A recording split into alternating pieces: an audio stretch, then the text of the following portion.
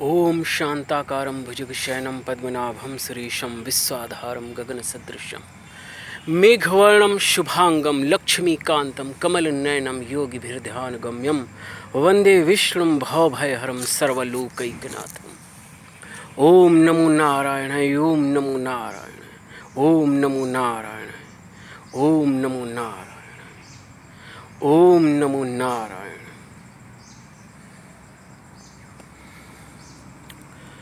पर ब्रह्म नारायण के चरण कमलों में नमन कर आज कुछ कहने की अभिप्सा है। आज एकादशी है, हमारा व्रत है। मैं सनातन धर्म के लिए कुछ कहना चाहता हूँ। मुझे गंभीर वेदना है और मेरा घोर विरोध है, और वो ये कि कोरोना के काल में मंदिर और तीर्थ बंद नहीं होने चाहिए। यह तर्क की संक्रमण होगा, मैं इसे घोर कुतर्क मानता हूँ।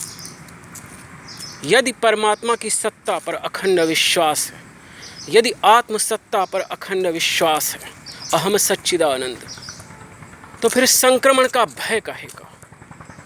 संक्रमण के भय का अभिप्राय यह है कि हमें ईश्वर की सत्ता पर विश्वास न होना। तो मैं इस काल में जो तीर्थ और मंदिरों को, तीर्थ और मंदिरों में जो आध्यात्मिक कार्य हैं, उन्हें जन समूह के लिए अवरुद्ध किया गया, मैं उसका घोर विरोध करता हूँ। सत्संग तो एक महान भक्ति का अंग है।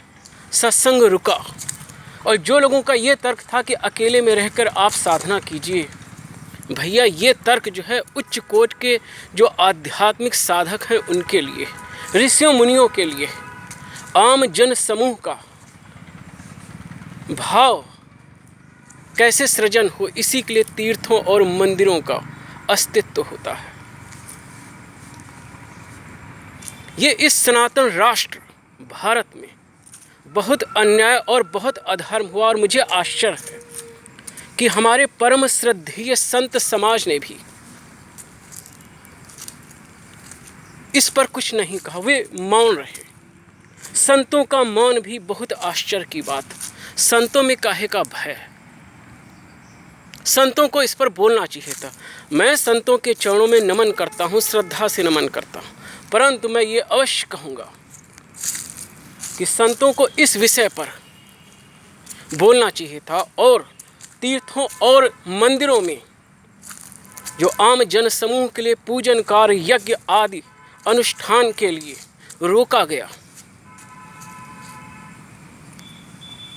तो यहाँ पर संतों को विरोध करना चाहिए था। यही अवरोध अगर वैदेशिक होता तो बहुत कहा जाता कि विदेशियों ने हमारे सनातन धर्म का अपमान किया। लेकिन इस सनातन राष्ट्र भारत में, जहाँ सनातन धर्म अवलंबियों का वर्चस्व है, उस राष्ट्र में पूजा पाठ, आध्यात्मिक अनुष्ठान के लिए कोई बोला नहीं। ना आम जन समुदाय से मुखर होकर कोई बोला, और ना हमारे संत बोले। आश्चर्य है। इतना भय काहे का?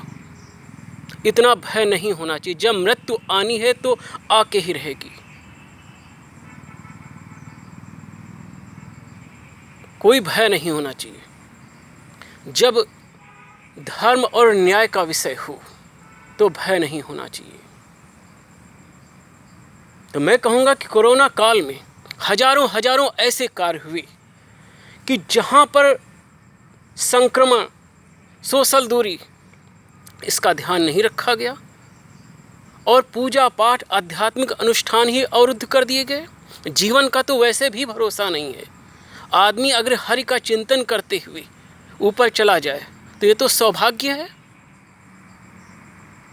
हमारे पुरोहितों, पुजारियों और शास्त्रियों के साथ बहुत अन्याय हुआ और उनको कोई आर्थिक सहायता भी नहीं प्राप्त हुई।